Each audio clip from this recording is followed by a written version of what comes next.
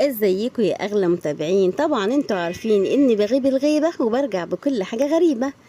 الطقم دوت الزبونة صاحبته مش عايزة اقول لكم داخت قد ايه، علشان كان نفسها في الجاكور، علشان خامة جميلة جدا وناعمة وسهلة في الغسيل وسهلة في التركيب.